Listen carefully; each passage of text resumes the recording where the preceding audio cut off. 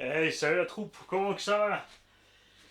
Voici la Kakapit KLR, une fois finie avec sa carrosserie pré-peinte. Une bonne nouvelle pour tous ceux qui ont peur pour les stickers fournis sont plus longs que ce qui est nécessaire pour faire les bandes. C'est quelque chose que je reproche à beaucoup de marques, les stickers sont systématiquement chaque fois à la taille, quand tu les mets il va te manquer un bout devant ou derrière, parce que les mettre pile poil au bon endroit direct, c'est compliqué. Alors c'est compliqué, pas si t'es patient, c'est un minimum d'habitude. Les stickers, tu découpes avec le papier, tu les poses pour voir, tu te fais une petite trace avec un scotch à un endroit sur le sticker et sur la carrosserie à différents endroits et ensuite tu enlèves ton papier en dessous et tu commences à coller. Patience et manie, raté. Donc moi j'ai décollé, j'ai mis dessus. Il y a toujours un côté qui est mieux. Pour moi c'est le droit, le gauche. J'ai fait quelques petits plis dans la bandinette. T'inquiète pas, je vais te montrer, ça va aller. Niveau déco, je suis resté simple. Je ne voulais pas en faire trop. Ça sert à rien non plus. Faut savoir que si tu veux faire vraiment un réplica, il n'y a aucun souci, tu contactes Little Car Addicted. Là, il a déjà les stickers Rotmans, puisque on lui a fait faire, souvenez-vous, pour ma FG Porsche 1/5. Je peux donc les reproduire à une échelle plus petite. N'oublie pas, s'il n'a pas les dimensions que tu veux, ou tu n'es pas sûr, ce que tu fais, c'est que tu regardes là où tu veux mettre tes stickers, tu prends tes mesures. Longueur, largeur, tu lui dis, je veux cela, le sticker Rotmans de cette taille, de cette longueur, etc. etc. D'accord. Tout est possible chez Little Car Addict au niveau des stickers. Si tu ne prends pas la carreau Paint, tu as plein de possibilités de stickers. Il te reste, là j'ai mis les vitres à fumage léger, tu peux faire fumer plus. Tu peux découper toi-même la partie fumée si tu veux utiliser que le cadre. Parce que c'est vrai que la partie fumée étant intégrée au sticker, ça te fait des gros stickers. Il faut vraiment bien les mettre, les étirer pour te retrouver sans bulle, sans pli. D'habitude, je fais un massacre avec ça. J'ai réussi. Je suis quand même devenu un peu plus patient avec le temps sur ce sujet-là. On a mis les rétros. Ça va, ils bougent. Pour les tonneaux. L'aileron, il ne bougera pas. Il y a 5 vis, je crois, dedans ou 3. Mais c'est vraiment bien foutu. La calandre aussi est bien fixée. Il n'y a pas de problème. Check un peu ce que ça donne. Et comme tu peux le voir, on est bien en mode 959 rallye, même si c'est pas une 959. Donc on a une garde-sol assez sympa. Regarde. Hop. Et tu peux ensuite régler évidemment ta suspecte comme tu veux. J'ai mis les ressorts fermes en faisant le kit et j'ai mis, je crois, 5 mm de tarage avant-arrière. Je suis en 6S avec deux bacs, t'inquiète pas, on va voir à l'intérieur tout de suite ensemble. Un gros moteur 4074 ou 4274, surpasse V2 1700 kV ventilé, vu que l'ensemble est fermé. On a mis encore une clampe de ventilation au surpasse, c'est un peu trop bruyant, je pense, je vais utiliser une autre. Le variateur XC 1 8ème, 6S 150 ampères, avec le capteur donc moderne qui est livré avec l'adaptateur pour le capteur standard. Donc t'es tranquille, tu peux utiliser ce que tu veux. Le but ici pour moi, c'est pas de bombarder, d'accord. Prix du kit, prix de l'électronique, on arrive à 1 000 000 d'euros. Je n'ai pas envie d'aller poncer mon 1 000 000 d'euros, tout beau, tout neuf, sur le pump track que vous avez vu à Rheinfelden, dont le sol est béton avec juste un peu de gravier au-dessus. Les appels contre appels, c'est mortel. Si tu te loupes, tu vas taper devant, derrière, ça va être un massacre. Les caisses de rallye, c'est pas comme un shortcut. Quand tu as besoin de beaucoup d'angles d'attaque, tu vas plutôt utiliser ce qu'on appelle un shortcut parce qu'il a le gros avantage de ne pas avoir de nez et un pare-choc qui remonte. Contrairement à ta caisse de rallye, qui a ta calandre. D'accord. C'est pour ça que beaucoup d'entre nous prennent un buggy, un 8, mettent un pare-choc relevé RPM ou n'importe, prennent une carreau de rallye et coupent devant pour avoir un peu plus d'angle d'attaque à l'avant discrètement quand même, ce qui est assez sympa. Ce genre de véhicule, tu ne pourras pas faire ce que tu veux, même si on peut avoir une assiette un peu, tu vois, l'accélération, ça descend un petit peu, tu peux relâcher un peu devant, tu as quand même que 2 cm qui passent. Hein. Donc il faut trouver le terrain idéal. Moi j'ai envie de rouler que ça dans l'air propre. Tu peux utiliser les ressorts plus souples qui sont fournis avec le kit à tester. Moi je voulais tout de suite partir sur les durs. Je suis à 5 kg 350 équipé en 2 x 6S. Donc en 6S, pardon, 2 x 3S 8000 de chez Ouvo. Et le combo de chez Stéphane Action Modélisme. Cerveau de direction 40 kg 9 e-mode. On a mis le kit de LED pour vous. J'ai joué à la dinette pour vous, parce que ça est joué à la dinette. J'hésite honnêtement à reprendre une carreau à poil chez Stéphane, sans de ne pas mettre le kit LED, hein, juste faire une peinture basique. Moi j'aime bien le vert pomme, le rouge. La voiture rouge avec des jantes blanches, ça fait voiture rapide et rallye, hein, c'est la rallye rapide. Euh, c'est pas mal, j'aime bien. Puisque la carreau est solide, de ne pas mettre bien sûr les pilotes, les machins, vraiment de la faire avec moins de détails. Alors, tu vas pas économiser grand chose en poids, je te le dis tout de suite, parce que tu vas quand même mettre ta calandre pour la solidité, tu vas pas mettre tes rétros, tu vas quand même laisser le PC arrière, enfin l'aileron arrière. Tu vas enlever ta cabine de pilotage, tu vas gagner quoi, 200 grammes, 300 grammes, mais c'est juste pour pas massacrer celle-là en fait. Donc on va y aller cool. Pelouse, rince d'abord, tranquille. Bitume, parce qu'on veut aussi voir ce que valent ces pneus sur le bitume. Tu peux bien sûr mettre n'importe quelle roue, GRP ou PMT ou SP Racing ou VP Pro. Tu vois, elles sont un peu plus petites les VP Pro, donc tu pourras descendre un peu ta garde au sol, très simplement en vissant les butées de suspension inférieure, ce qui empêchera le véhicule de remonter, ce qui va donc le rabaisser. Le problème de ceci, c'est que ces ressorts ont la longueur des suspensions. Résultat, tu vas déjà mettre de la pré-contrainte sur tes suspensions. Mais regarde, en admettant que tu bloques ta suspension ici en hauteur, tu es toujours encore agréable en suspension. Surtout qu'une fois que tu es dans ce mode-là GT, normalement tu sautilles pas. D'accord?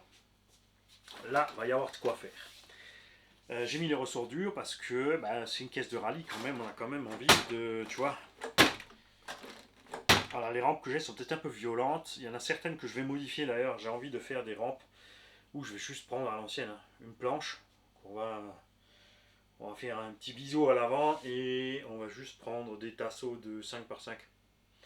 On va clouer ou visser de ça dessus, on pose ça par terre et ça te fait un joli saut en longueur, très simple à transporter. Et on fera ça de 1 mètre par 1 mètre, tout simplement. Il faut que c'est au moins la longueur des bagnoles, et il faut penser aux grandes bagnoles aussi.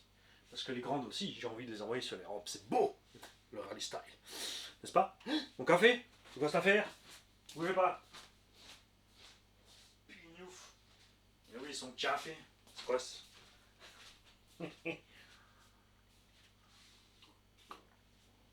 Et donc, comme je disais, j'ai pas envie d'aller râper cette caisse sur un pump track, skatepark ou autre, de risquer de se louper, de taper sur le museau, d'accrocher au milieu et de la massacrer canarder pour l'instant.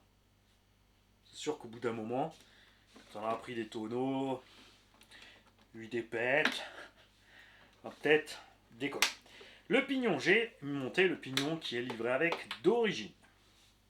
En VMAX, on doit être aux alentours d'un petit 75.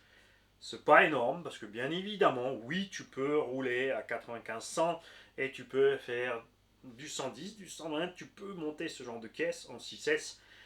Si tu veux faire une VMAX, tu pourras sans problème, je pense, parce qu'il faudra la descendre un petit peu et avec d'autres pneus, il faudra mettre des pneus talés, genre VP Pro toilés, tu pourras la monter 160-200 si ça t'amuse. Ça, c'est toi que ça regarde. 5,3 kg, c'est un poids lourd. Ma Extreme VTE2 en 8S qui est là, et je vais, avant que je vous montre ce qu'il y a dedans, vous la mettre devant et de côté et de face pour que tu comprennes certaines choses. Certains se font avoir parce que Kakaprit a dit que ceci est une 1/7. Pour nous, habitués un peu aux échelles, c'est plus une 1/8 LWB, donc long wheelbase, ce qui veut dire un anthrax long.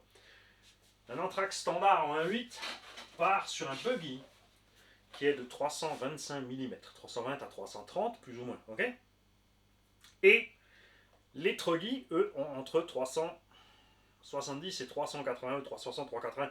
Ça dépend des années hein, et des constructeurs, ça se rallonge un peu chaque fois avec le temps. D'accord?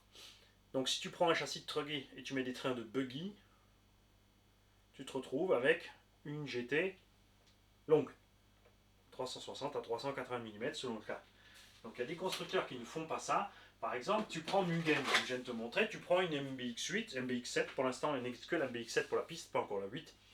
Tu prends la MBX7 et tu achètes une plaque de châssis et des cardans de MBX7 Truggy. Et tu te retrouves avec une rallye de 370 à 380 mm si tu as envie de le faire en pur Mugen, d'accord? Chez Obao, on avait la vieille série Obao SS qui existait en GTS 325 mm, GTB 360 à 370 mm. Chez Serpent 911 LWB ou SRX8 LWB. D'autres marques ont fait des choses du genre. Ensuite, chez Obao, tu as la VT qui était 325 nouveau, juste avec un engin qui est plus au point, qui est moins dévié du buggy, qui est plus typé piste, d'accord. Et la Extreme VT2 qui, elle, est une 1/7. Et il faut voir une chose, ici j'ai une carrosserie très compacte, donc ici on est en 400 mm des brouettes sur l'entraque. Je vais peut-être prendre la carreau de la soupe que tu t'aperçois un petit peu mieux de ce que je veux te dire. La catégorie 1/7 chez les autres constructeurs, Arma, Obao, FS Racing, ZD Racing, Vécar. Vécar, vous connaissez chez Timasso en fait. Hein. Vécar par Timasso, ça donne ça. Tu vois, c'est tout ce qu'une Subaru, c'est pas plus grand qu'une Porsche GT3 RS. D'accord. Pour que vous ayez un petit peu un truc. Quelqu'un m'a demandé est-ce qu'on peut faire le comparo. J'ai dit pas vraiment, puisque les Obao Extreme VTE sont typés piste. Alors, tu peux les transformer en voiture de rallye, mais ce sont des 1/8. La Kakapit KLR n'est pas basée sur une méca de 1/8, mais sur la méca du SC110. Même si elle est surbalèze pour un SC110 ou pour un buggy léger, on n'est pas encore sur une taille de roulement partout sur tout l'engin qui est équivalent à un 8e, ni encore tout à fait sur les tailles de transmission. Par contre, c'est du matos top qualité, c'est pour ça que je ne suis pas du tout inquiet pour l'endurance de la bête.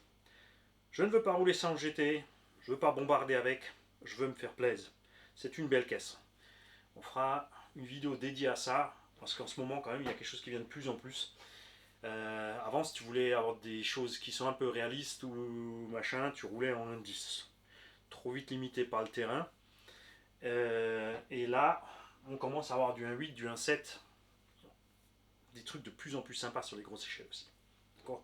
Je vais peut-être me faire une petite partie de ma collection d'engins un peu plus beaux, où je vais rouler un peu plus cool, au moins au début. Et on va bien sûr garder quelques engins gorés, ça va de soi. Alors, en statique, pour moi, ce réglage-là me paraît pas mal. Faire un petit tour dans la rue, c'est assez concluant. Et je parlais du poids, ma Extreme VTE 8S est plus légère que cette KLR 6S. Pourquoi? Parce que on a beaucoup plus d'éléments dessus au niveau de la déco. Et aussi tout ce qui est châssis, renfort de châssis, compagnie. Sur les côtés, les velcro. On va en parler parce qu'il faut vraiment bien les mettre. Il faut vraiment bien dégraisser.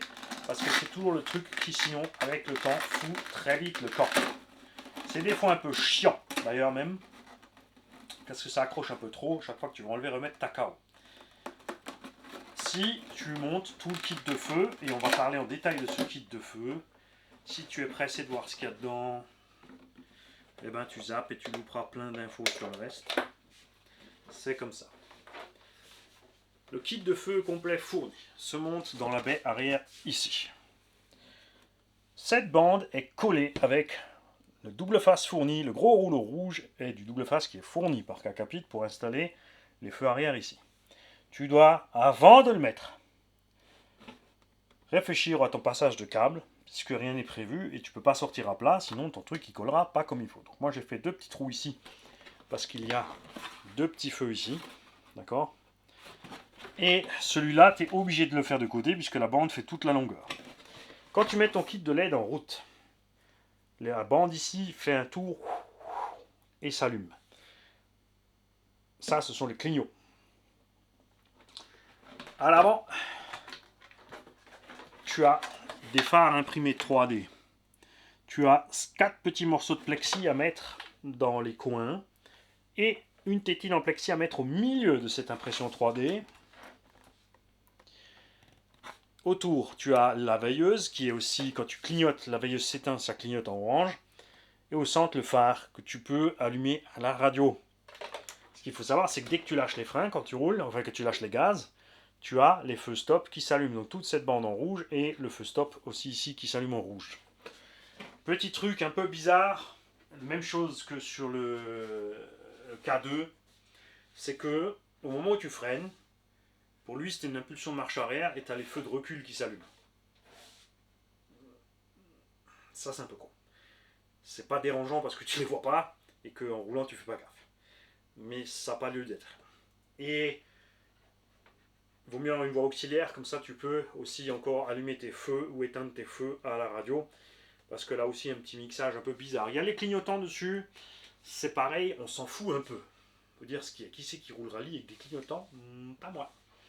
Mais il a pensé à qui? Il a pensé aux scaleux qui vont faire une caisse, peut-être un beau rouge, un beau vert, un beau bleu, un beau noir, enfin vraiment une Porsche, qui vont mettre des roues pistes et qui vont rouler juste vraiment pour se faire plaisir. Ou que en mode démo, etc. Donc tu fais ce que tu veux. Alors tout ça ici. Pour installer ça, il m'a manqué dans le kit. Pour l'instant, j'ai mis des têtes à vis cylindre parce que c'est tout ce que j'ai là. Dans le kit, il m'a donné des vis M2 tête fraisée alors qu'il faut du M2.5 à tête bombée. Voilà, à la limite, vraiment, si on fraise délicatement pour entrer la vis, qu'elle soit discrète. Mais la tête bombée, déjà, tu la verras plus. Et il faut des petits écrous M2.5. Moi, ça va, j'ai tout ce qu'il faut. Donc, ça va.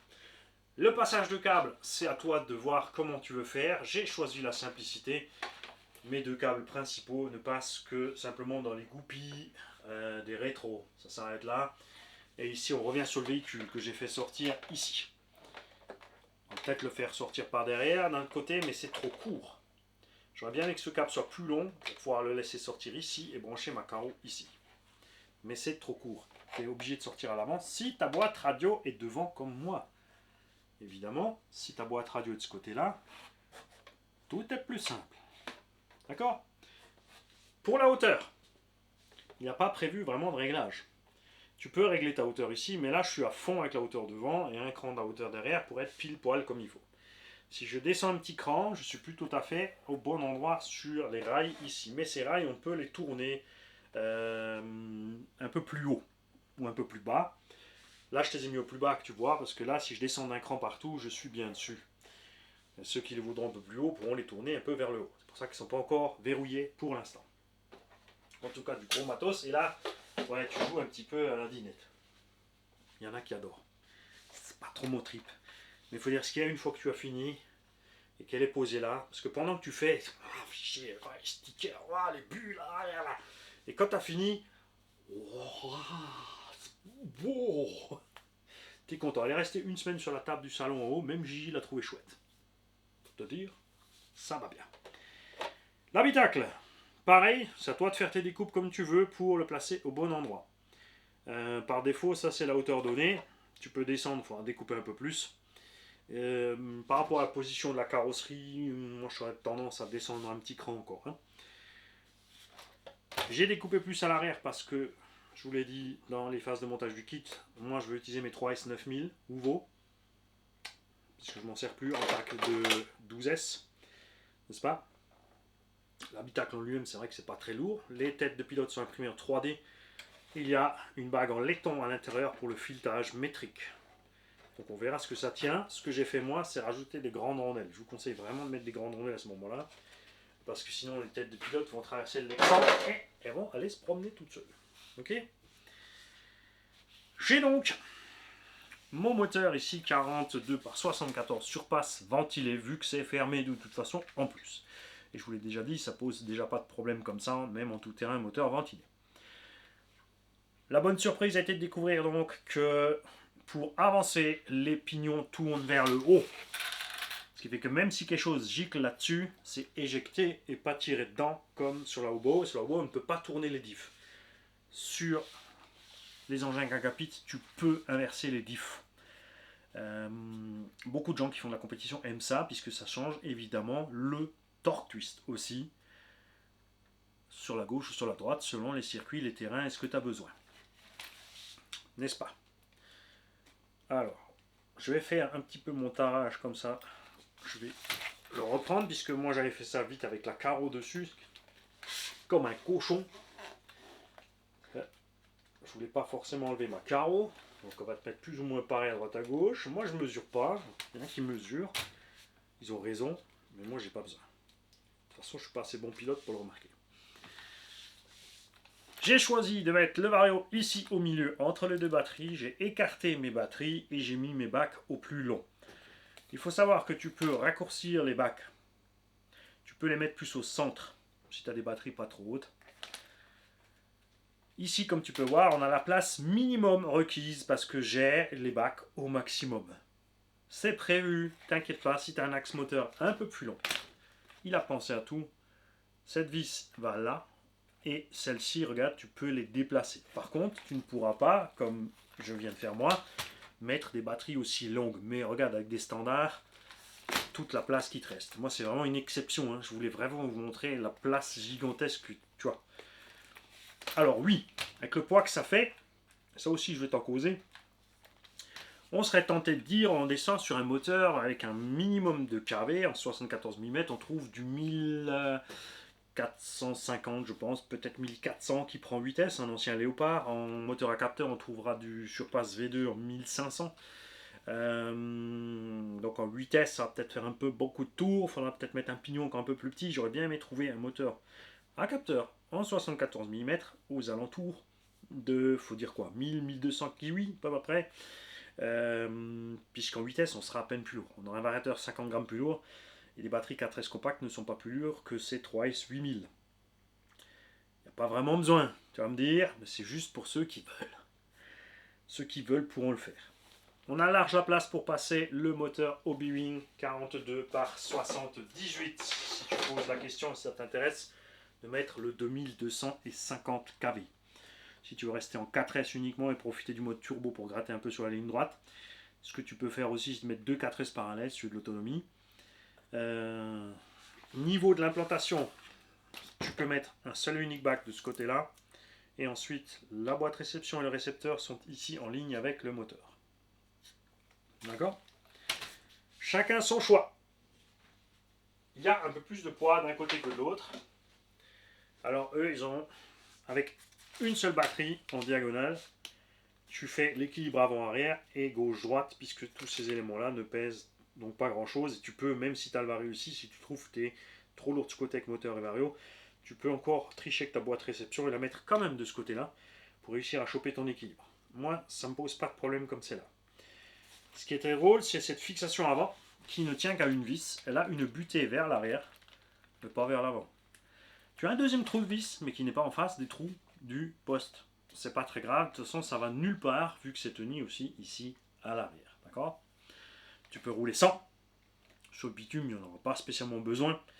C'est vrai que si tu roules en sable et la terre, ça sera plus sympa avec. Donc je te répète, tu as plusieurs implantations possibles de l'électronique. Pas du moteur, mais vario, boîte radio et batterie une fois, enfin un bac ou deux bacs resserrés, deux bacs plus longs, deux bacs plus courts, comme tu as envie. Un seul aussi, c'est pareil, hein, tu peux le rallonger et le raccourcir comme tu veux. Pour la direction, les petits golems, on en a déjà parlé, ils vont péter des fusibles. Il faut voir que le bras de levier de direction n'est pas à 90 degrés, il est vers l'arrière. Donc si tu veux mettre ta direction parallèle, il faut mettre ton bras vers l'arrière, ce qui t'imposera d'avoir une biellette méga longue, et sachant que si tu es déjà derrière, ton cerveau vers l'arrière va tirer toujours moins que ce qui peut pousser. Je sais pas pourquoi, regarde. Ça c'est vers l'avant, tu mets ta biellette là, tu pousses, elle est en ligne. Tu peux arriver à ça. Quand tu vas aller derrière, à un moment donné, elle va coincer et tu n'arriveras pas à être en ligne puisque ta biellette et ton palonnier vont se toucher. C'est pour ça que la plupart des constructeurs mettent un petit cran en avant. Tu n'as pas ton palonnier à 90 degrés avec ton cerveau. Oh, my God! Tu vois ce que je veux dire? Donc ça c'est pas droit, ça c'est pas droit, ça c'est pas parallèle, ça c'est pas à 90 degrés. Les petits golems, ils vont déjanter. Ça fonctionne parfaitement. Ce que les petits golems ont oublié, c'est que ce levier est 2 fois plus court que celui-ci. Donc il faut juste ça pour le débattement à fond et juste ça pour le débattement à fond de l'autre sens. Tu vois, tu me suis? Regarde, le cerveau n'utilise que 3/4 de sa course finale pour braquer à droite, à fond, à gauche, à droite. Donc certains vont te dire, d'un côté, du coup, ça va tourner un peu plus vite que de l'autre parce que ni avec un cerveau à 0,08 secondes comme j'ai ici, avec un bec à 8,4 comme j'ai ici, t'as intérêt à t'accrocher si tu veux me dire que tu sens une différence. D'accord? Pneumatique, comme je l'ai dit, relativement tendre. Si tu mets un pignon plus gros et que tu veux faire la vitesse, ça n'ira pas, ça va ballonner. Avec ce que j'ai fait, on est bien. faut aussi voir que Kakapit prévoit la plupart de ses caisses en 4S. Pour lui, c'est 3 et 4S. Même le gros bébé là, lui, il a plutôt prévu avec une 4S au centre ou 2x2S. Il n'a pas prévu les gorées comme Mani qui mettent 2x4. D'accord? Il faut dire ce qui est. Tu l'as vu rouler en 6S. Ça marche à merveille. C'est ce qu'on va atteindre ici aussi. On a mis 1700 kV ventilé, plus un ventilo. Il y a tout l'habitacle dessus, il faut voir. Et ce qu'on veut, c'est donc ne pas chauffer malgré ces conditions-là. Et on devrait y arriver avec cette nouvelle électronique, puisque ces nouveaux Vario, ça va bien. Le ventilo sur le variateur XC, j'ai branché celui-ci donc au smartphone. Sur ce E6, je ne peux pas choisir. Il y a peut-être une mise à jour à faire, je ne sais pas, il faut que je me renseigne. Ventilo permanent ou non. Donc il s'allume au moment où tu es en route, et après il attend, comme chez Castel, d'avoir 80 degrés. Donc c'est un ventilateur actif, ce qu'ils appellent. Chez Obliwing, ils l'ont aussi maintenant entre temps. Mais sur le E3 et le E6, je peux choisir allumer en permanence. Là, tu peux pas. Oh, mais comment je fais? Ben, c'est facile. Tu tires le câble du ventilo sur le récepteur. Oh bon, on peut faire ça? Ben ouais. Du coup, ton ventilateur tourne en permanence, tout simplement. Tu peux brancher tous ces ventilos sur la prise ventilo pour que tous ces ventilos deviennent actifs, puisque quand ton variateur aura 80 degrés, ton moteur, lui, sera peut-être à plus que 80, c'est peut-être pas l'idéal. D'accord? On ne peut pas gérer la température de cutoff pour l'instant, sauf si j'ai raté un truc sur le bins, mais voilà. Alors, c'est pas très grave, puisque les trucs par défaut, ça va très bien. Comme dit, dans le Mugen, je n'avais ni ventilo, ni carrosserie ouverte, et je n'ai chauffé qu'au deuxième pack en tirant à fond la caisse dessus. Donc dans les conditions normales, tu n'arrives pas au cut-off. J'ai choisi de faire des amortos purgés totalement. D'accord. Le volume d'huile est dedans. Donc quand on enfonce, évidemment, on augmente la pression interne. Mais ça suffit large. Les amortisseurs sont de bonne qualité. On ne se retrouve pas avec des fuites. Et comme dit, le résultat est plutôt sympa pour ce que je veux en faire. Les barres stables sont énormes. À la conduite, dans la rue, j'avais peur. Évidemment, dans le virage du bout, ça va dérailler, il va faire des tonneaux dans le trottoir, Mani. Rien du tout. Donc là, je suis curieux de voir ce que ça va donner avec les pneumatiques. Sur le goudron, ils vont quand même se bouffer plus vite. Hein, c'est sûr. Peut-être un peu trop vite. Mais va voir ce site Axomodisme, le prix. Tu peux avoir les pneus à part. Tu n'es pas obligé d'acheter chaque fois les jantes. D'accord? N'oublie pas que si tu veux pas coller toi-même, Stéphane s'en occupe. Tu achètes les jantes, tu achètes des roues complètes, tu les reçois non collées. Tu peux lui dire je voudrais les avoir collées, il va te les coller. Tu peux acheter juste des jantes, tu peux acheter juste des pneus. Ça c'est super. Et le prix est pas énorme. Donc même si ça tient que la moitié des roues de GT sur le goudron, au final, vu que ça coûte moitié moins cher, est-ce que c'est tellement grave? Nous verrons cela. Tu peux aussi régler, tu as le choix ici. Comme dit, tu as un petit paramètre de hauteur que tu peux régler, selon comme tu tournes ici tes côtés caisse. Et tu as un petit paramètre à régler de largeur. Alors il a sûrement prévu ça aussi dans le futur pour plusieurs carrosseries, n'est-ce pas? Et ça te permet aussi de choisir, si tu as des pneus plus larges, de tirer un peu la carreau dehors via la bande latérale ici pour aller protéger ça.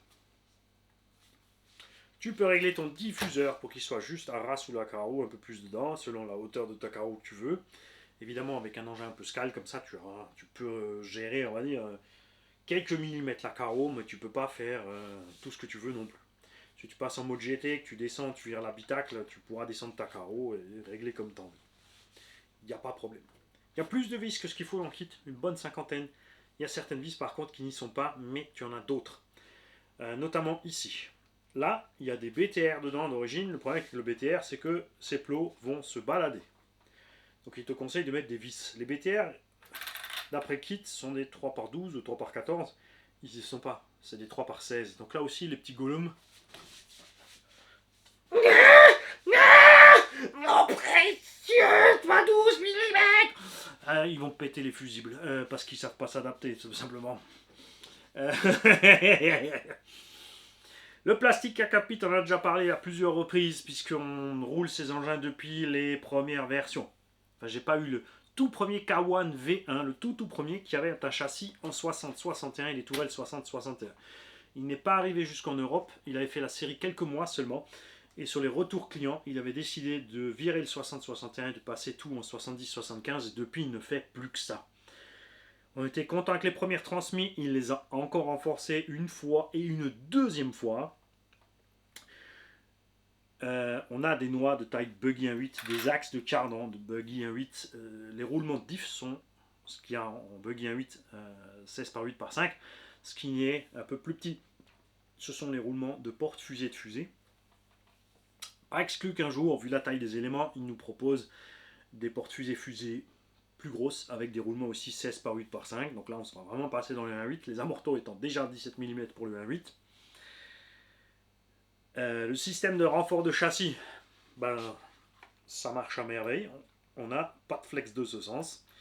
Hein, et on aura évidemment un minimum de torsion, ça c'est nécessaire, on mange un TT à la base. Ça sera à toi de décider donc si tu veux rouler en 4, en 6, en 8, en 12, parce que là on peut faire 2 x 6. Avec mes 8S compacts que j'ai, on pourrait faire du 16S. Le problème c'est où est-ce que je vais foutre le Mario. Ça passe.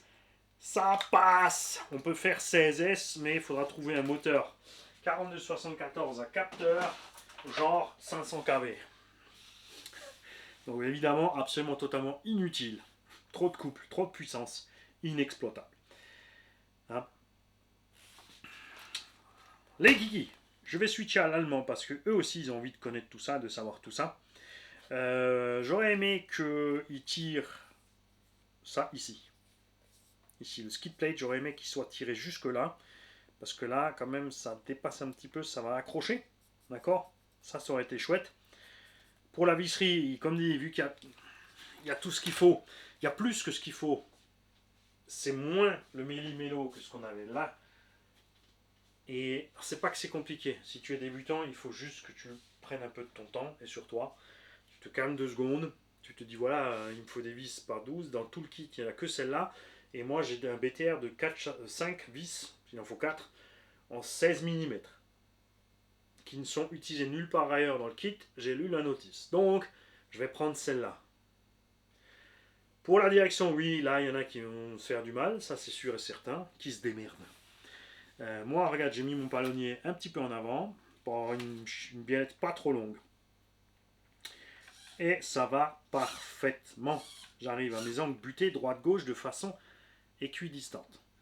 Sur la radio, je n'ai pas réglé une butée différente gauche et droite. J'ai pile poil 80 degrés de débattement gauche et droit. D'accord? Ça marche nickel chrome. Ça veut dire que c'est bien centré. Et j'adore ça. Là, c'est vraiment le défi à tous ceux qui te disent qu'il faut faire comme ci, comme ça. Tu as la preuve ultime. Il n'y a pas besoin, ça marche aussi. Sauf cerveau est réglable. Il est bien comme il est. Au niveau des huiles, je te répète, à l'arrière, j'ai mis hyper détendu. À l'avant, on a mis 300 000, ce qui est donc déjà plus quelque chose qu'on utilise en GT. Et au centre, par contre, j'ai fait pas trop lourd non plus. On a laissé, je sais plus combien. Non, j'ai mis 150 000, 300 000. Non, j'ai mis 300 000 et j'ai mis que 150 000 devant. Puisque cet engin ne devrait pas trop monter du nid, on ne devrait pas trop perdre devant. Mais d'un autre côté, ça me permet, si ça lève, d'évacuer de la puissance vers devant et d'avoir un effet un peu plus traction que 4x4 pour pas partir en touille sortie du virage quand je vais merder. Maintenant, il ne reste plus qu'à tester en plusieurs conditions. Le sol mouillé, sec, accrocheur, moins d'accroche, l'herbe, mouillée et sèche, la terre, le sable, pour voir un petit peu ce qu'il en est. Évidemment que moi aussi j'ai très envie d'aller sur ce petit pump track à Rheinfelden avec ça, mais je sais très bien que je vais accrocher à mort devant. Alors contrairement à une GT aussi, observe bien ceci. Le pare-choc, contrairement à une GT, n'est pas en bas. Il a remonté le pare-choc beaucoup plus haut que ce qu'il est en GT. En GT, il est à ras, ici il serait 1 cm plus bas, déjà monté. Hein. Tu vois, ce qui te permet effectivement, selon ce que tu fais avec l'engin, et si tu as déjà un peu abîmé la carreau, c'est vrai que c'est très facile après d'aller la modifier, de couper un peu plus à ras ici et de tricher un peu pour avoir plus d'angle d'attaque. C'est donc parfaitement possible. Je vous souhaite à tous un bon dimanche.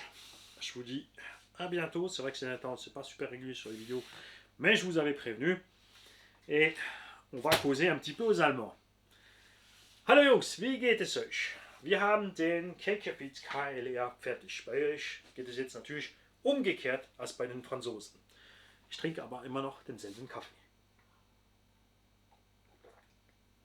Theoretisch ist es Sonntagmorgen um die 8:30 für euch. Ich schätze, dass ich da ungefähr eine halbe Stunde gebabbelt habe auf Französisch, vielleicht 20 Minuten. Das Auto kommt aus Bausatz. Die Montage habt ihr gesehen auf Französisch und mit dem YouTube ihr auf Englisch von mir aus. Auch wenn es ein bisschen komisches Englisch ist. Unterschied zwischen dem Auto und was wir gewöhnt sind, ist, dass das Auto ein Rallye-Auto ist. Nicht eine GT. Die meisten machen ja tieferes Zeugs. Er hat es sich entschieden, dass es ein bisschen höher ist. Die Dämpfung ist auch daraus gedacht. Das Auto wiegt mit allem drum und dran, ihr werdet sehen wieso, 5,3 Kilo mit 6S, was ein relativ schweren Brummer ist. Ein 1.8er GT-Auto ist um die 4 Kilos. Mit Kurzradstand, mit Langradstand vielleicht 4,3, 4,5. Die Extreme VT2 kommt auf 4,7 Kilo mit 6S, im Spin auf demselben Gewicht als hier mit 8S. Obwohl das Auto länger ist, weil es ja nur minimalist gebaut ist für Schnellfahren oder ein bisschen Raudeln. Hier haben wir natürlich viel mehr Detail. Wir haben eine Heckspoiler noch dran, wir haben ein anderes Verstrebungssystem, wir haben Seitenschutz, wir haben Fahrfigur und Piloten als und Beifahrer mit einem kompletten Schutz, damit so wenig wie möglich reingeht. Deswegen aber auch, müsst ihr aufpassen, was ihr da als Elektronik reinmacht, dass es nicht überhitzt. Er ist mehr der Typ für 4S fahren, damit es easy ist und schön und das Auto natürlich lang haltbar ist. Ich bin jetzt auf 6S rauf, natürlich wie immer mit weniger kV Motor. Wir haben Taurus V2 1700 kV belüfteter Motor plus Lüfter drauf. Einen XC-Regler 150 Ampere 6S. Sensor natürlich verbaut, 0 Timing, 0 Turbo. Achtung, Mechaniker, Timing am Motor muss angepasst werden. Ist auf 30 Grad in der Mitte für Gegenuhrzeiger und Gegenuhrzeiger oder Uhrzeigersinn. Okay? Ich habe es eingestellt, dass es so wenig wie möglich Timing hat im richtigen Sinn von dem der Motor dreht. Hier 0 Turbo, nix. Ich fahre ungefähr 75. Ist nicht viel für so ein Auto, will ich aber auch nicht mehr. Ich will ja ein bisschen Offroad machen können. Easy, schön sanft. Und nicht übertreiben und die schöne Karo zerschlempen. Eventuell kaufe ich eine zweite und lackiere sie einfach eine eigene Farbe und fahre dann mit der anderen Karo ein bisschen vielleicht härter, mal sehen. Du kannst natürlich GT-Reifen montieren, du kannst das Auto hochstellen, du kannst es runterstellen. Pass auf, die Federn sind lang. Du kriegst weiche Feder dazu, wenn du wirklich Rallye-Style, Shortcut-Style fahren willst. Und du kannst die harten Federn montieren, wie ich jetzt hier. So ein bisschen mehr Asphalt-Rally-mäßig, Gymkhana, trotzdem ein bisschen durchs Rasen. Das ist dann dir frei. Wenn du natürlich runterschraubst mit den Madenschrauben, weil du kannst die Dämpfer nicht versetzen, damit es tiefer liegt. Du kannst sie versetzen, dass es höher kommt, aber nicht tiefer. Musst du die Madenschrauben anziehen, dann hast du natürlich schon Vorspannung auf den Federn. Aber trotzdem bist du dann immer noch angenehm in der Dämpfung, wenn du GT-Style fahren willst. Ich habe jetzt Frontlift 300.000 CST eingefüllt, was ziemlich hart ist, was ich auf meine GT habe in der Regel, wo ich ein bisschen härter fahre. In der Mitte statt 300.000 bis 500.000 CST habe ich nur 150 reingemacht, dass das Auto ein bisschen von der Frontachse wegspülen kann, aus der Kurve rausziehen. Auf rutschigem Boden rutscht er ja relativ schnell durch von allen Vieren trotzdem. Es ist natürlich auf Asphalt der Fall dann, wo man das mehr merkt, dass die Vorderachse rauszieht. In der Mitte 150 wie gesagt und hinten 5000. Easy peasy. Du kannst die Kau ein bisschen einstellen in der Höhe, Fahrerfigur ein bisschen einstellen in der Höhe, für einpassen wie du willst oder tief oder höher. Aber du kannst natürlich gerade nicht 3 cm das ganze Zeug verschieben, wenn du alles zusammen willst. Wenn du natürlich das wegmachst, kannst du machen, was du willst mit der Karo. Wenn du jetzt GT fährst, brauchst du natürlich die Farbe nicht und das ganze Interieur kannst locker runter. Die Versprebung von vorn bis hinten am Chassis ist super, ist straff. Und wir haben ein bisschen natürlich Twistflex, das ist ja normal. Gute Idee von KK-Pit, dass der Motor, obwohl er vorne montiert ist, so rumdreht, dass wenn was reinfliegt, dass es oben rausspickt. Nicht wie bei Hobao. Bei Hobao kannst du die Diffs nicht drehen. Beim KK-Pit kannst du die Diff umkehren. Ist wichtig für viele Wettbewerbsfahrer. Je nach Piste wollen sie den Torque bis andersrum. Du kannst den Motor hier vorn lassen. Ist auch so vorgesehen. Ich habe es nicht probiert, ob es umkehrbar ist. Kann man sicher machen. Ist vorgesehen für ein Lipo hier und Motor hier, wenn du es in Gewichtverteilung links, rechts, vorne, hinten richtig willst. Du kannst 2 Akkus verbauen. Wenn du einer verbaust, kannst du Regler und Receiverbox hier runterschrauben, am Platz von dem hier, ist vorgesehen. Du kannst nur den Regler darunter lassen, je nachdem was du montierst, und die Box hier montieren für ein bisschen Gegengewicht. Das kannst du, ist wirklich frei. So rum jetzt natürlich haben wir mehr Gewicht nach hinten und ein bisschen mehr nach rechts. Aber du kannst schummeln, weil die Akkufächer kannst du rein oder rausschrauben. Du kannst sie vor- oder rückschrauben. Du kannst sie verlängern, verkürzen. Ich habe es jetzt aufs Maximum gemacht. Ich bringe hier wirklich 160 mm Akkus rein. Ich habe nämlich 9000er 3S riesige fette Akkus. Du kannst die kurzen einbauen ohne Problem. Du hast dann mehr Platz hier, wenn du willst, an der Motorrätsel, weil du dann einfach hier reinschrauben kannst und das hier verschieben nach hinten. Damit hast du kein Problem, wenn du einen längeren Motorschaft hast. Ich habe jetzt hier einen kurzen Motorschaft, ist kein Problem. Habe ein bisschen abgeschnitten, was zu viel war. Was? Ja, ist mir egal, ist mein Motor. Und du siehst, hier kannst du innen oder außen verschieben, wie du willst. Hast wirklich frei. Ich hätte gern gehabt, dass das ein bisschen länger wäre hier rum. Und apropos Bausatz, kriegen ein paar natürlich Würmer mit den Schrauben. Du hast eine komplette Tüte mit allen Schrauben dran. Die sind pro Tüte, pro Sorte eingeordnet. Stimmt aber nicht alles im Beschrieb. Da heißt es jetzt mal Schrauben 14 mm oder 12. In der Tüte sind 16er. Für mich kein Problem. Ich brauche 4, 5 sind da. Ich weiß, er gibt immer ein bisschen mehr mit. Guckst schnell die Bedienungsanleitung an. Es braucht in keinem Moment die 16 mm. Das heißt, ich kann sie hier verbauen. Das war's. Die kleinen Golems natürlich. Weißt du, die kriegen das nicht hin. Und am schönsten ist dann die Lenkung. Es gibt Leute, die sagen, das Servohorn muss 90 Grad sein. Falsch. Es gibt Leute, die sagen, das Servohorn muss parallel zu Lenkungshorn stehen. Auch falsch. Es gibt Leute, die sagen, dass das Geständchen unbedingt flach muss sein zwischen beiden Punkten. Auch falsch. Es gibt Auto, wo der Servohorn nach vorne oder nach hinten guckt, wo der Lenkungshorn nicht parallel hier zum Servo läuft und wo das Gelenke so ist oder von oben links, rechts verschoben. Fakt ist, guck jetzt, das ist das beste Beispiel für mich, für alle die immer richtig und recht haben wollen. Ich habe das Servohorn gegen vorne eine Raste gemacht. Hier guckt es nach hinten. Das heißt, es ist so. Aber guck, es ist zweimal kürzer als das hier. Wenn du es jetzt hier 90 Grad machst, muss das Teil so lang sein, dass es aus dem Gewinde fällt. Wenn du es parallel willst zu dem. Du musst nicht vergessen, ein Servohorn, wenn es das vorne ist, kannst du dein Servo bis so rumschieben, okay? Auch wenn du hier natürlich nichts mehr viel bewegst an Distanz. Hier hast du riesige Distanzwandel, hier weniger. Aber wenn du nach hinten gehst, klemmt es. Es kommt ja niemals so rum, weil hier hast du die Achse vom Servo. Das heißt, dass das Schenkchen hinten nie so weit geht, als was es nach vorne geht.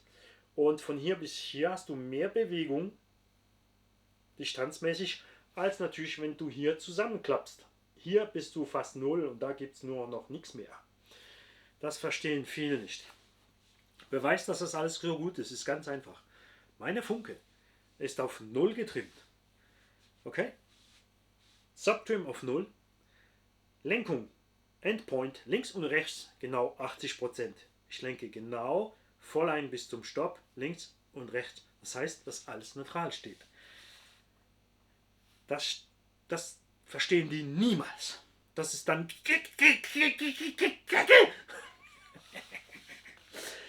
Gewisse sagen dann, ja, das geht aber schneller rechts als links und Drehmoment, und wir haben einen Servo mit 40 Kilo mit 0,08 Sekunden verbaut. Wenn du das merkst, dass es links oder rechts weniger oder schneller zurückkommt oder fährt, dann bist du mega gut.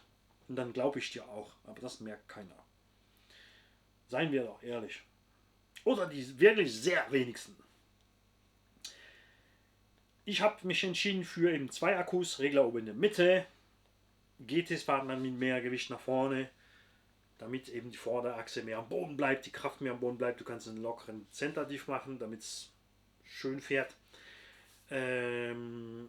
Das Auto jetzt als Rallye haut mehr Gewicht nach hinten, damit gehst du schneller auf Unebenheiten drüber, was du ja mit der GT gar nicht willst, ist ja klar, oder? Aha, ich sehe gerade was. Ich muss da ein kleines bisschen nachstellen. Machen wir doch auch mal ganz diffizil. Was? Du hast es nicht vermessen? Nö. Wieso? Weil es mir egal ist. Das müssen doch auch noch. Die diffizilen Leute müssen das auch noch verstehen. Es gibt Leute, denen ist es einfach egal, ob alles pro Viertelmillimeter genau eingestellt ist, weil das Auto fährt trotzdem geradeaus. Natürlich fährt der alles super mega gut einstellt, ganz sicher schneller als du und besser. Aber wenn du nicht den Drang dafür hast, wenn du natürlich der Beste sein willst, musst du das alles machen. Aber wenn du wie ich bist und einfach nur Spaß am Fahren hast,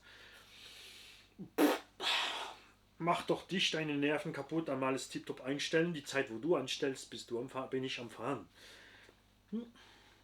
Es gibt viele Leute, die das einsehen. Es gibt einfach immer die Komplizierten, die das niemals kapieren werden. Das ist der Kabel für die Beleuchtung.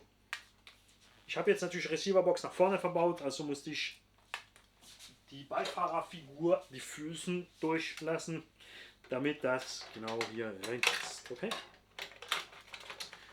So. Hast dann 2 Bodypins, kannst ausschneiden, wie du willst. Du kannst es tiefer machen, ein bisschen mehr ausschneiden. Ich habe jetzt hier mehr offen für die Batterien. Wir haben Öffnungen, damit die Luft rausgeht. Hier eine Öffnung, damit ein bisschen reingeht von der Seite. Zum Motor hat er gedacht. Wir haben die wunderschöne Karo, die schmäler ist als ein 1:8er Karo. Und das Auto ist im Beschrieb ein 1:7er. Für gewisse Leute ist das ein Mischmasch.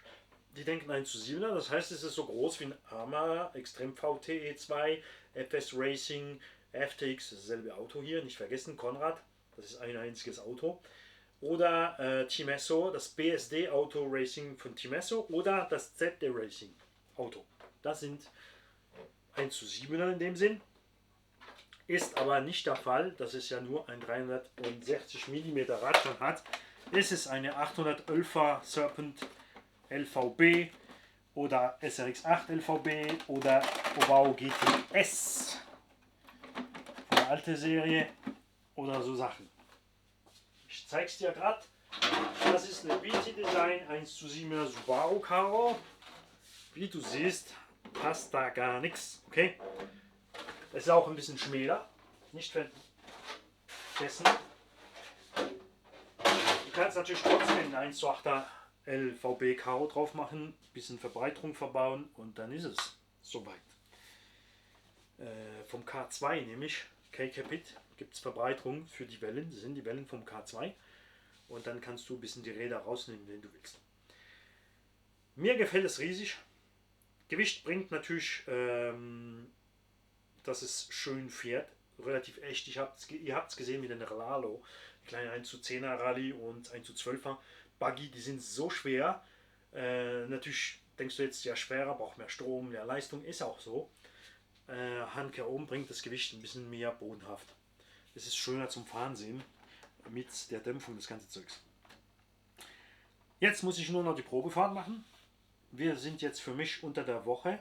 Ich wollte schon seit einer halben Stunde draußen sein am Fahren, aber ich wollte euch das Video machen, bevor ich fahre. Wenn das Auto noch ganz ist, okay? Und euch die Theorie erklären, von was ich hier will, und ihr seht dann bei der Fahrt, was passiert. Das Beleuchtungssatz ist ein bisschen knifflig zum Reinbauen. Fehlen die Schrauben dafür, musst du selber denken. Es gibt M2 dazu, du brauchst aber 2,5 und 2,5 Muttern. Ich habe jetzt nur Zylinderkopfschrauben. Ich mache natürlich dann Knopfschrauben drauf oder ich fräse es ein bisschen auf und mache eine gefräste Schraube rein. Mal sehen. Ist trotzdem diskret, siehst du ja nicht bei der Fahrt. Ich bin nicht so ein pinkeliger Typ, ist kein Problem. Kleber sind größer als was du brauchst, das heißt es ist super easy zum schön anpassen. Du hast komplette Scheibenkleber, du hast es leicht, wie sagen wir denn, nicht durchsichtig, bisschen nicht so durchsichtig und ein bisschen schwärzer. Ist natürlich ein bisschen komplizierter zum komplett montieren, weil du dann auf die Luftblasen und Dreck aufpassen musst. Gewisse schneiden das dann aus. Machen nur den Rahmen drauf und machen mit Sprühlack das Silber. Kann ich auch verstehen. Vorteil von so einem Auto natürlich, die wirklich Scaler können da jetzt endlich mal im 1:8er toben. Es kommt auch immer mehr 1:8er, 1:7er, weil früher gab es nur die 1:10er, wo du was machen konntest, was relativ realistisch ist. Jetzt kommt es immer mehr mit größeren Maßen. Darüber sprechen wir auch noch im Video. Ich denke jetzt meinen Kaffee fertig, mache das Auto in die Tüte und hau ab zum Fahren. Ich habe jetzt natürlich Lust, erstmal nur Asphalt, um ihn nicht dreckig zu machen, den Armen, aber ich habe, glaube ich, eine gute Location gefunden für so ein Rallye-Auto. Die ein bisschen mehr Offroad-Action wollen, kaufen halt Shortcourse, die nach vorne natürlich mehr ausgeschnitten sind. Du musst aber wissen, da die Stoßstange relativ hoch ist, wenn du Probleme hast und wirklich eine Offroad-Strecke hast, wo keinen Platz hast, kannst du hier durchschneiden und diskret die Front, also locker, die Stoßstange ist hier oben.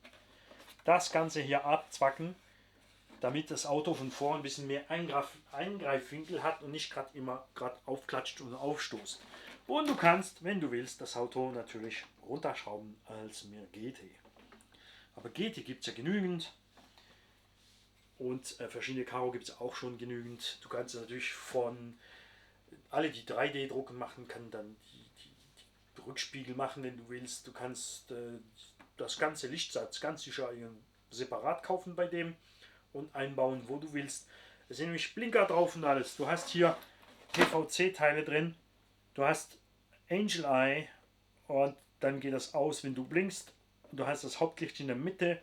Du hast Blinker hinten, du hast Rückfahrlicht, du hast Stopplicht. Wenn du auf dem Gas gehst, geht das Stopplicht automatisch an. Leider, wenn du dann bremst, kommt das Rücklicht. Das mag ich nicht so. Er hat es halt gedacht mit automatischer Bremse am Regler. Und das automatisch abbremst und dass du nur dann selber von dir aus rückwärts fahrst. Das machen ja viele Asiaten. Ich habe es gern mit Freilauf. Irgendwie bin ich so doof, mich daran zu gewöhnen. Wenn es jetzt nur so wäre und nicht einstellbar wäre mit Freilauf, würde ich das sicher auch schaffen. Aber ich mag es nicht, automatische Bremse in der Luft.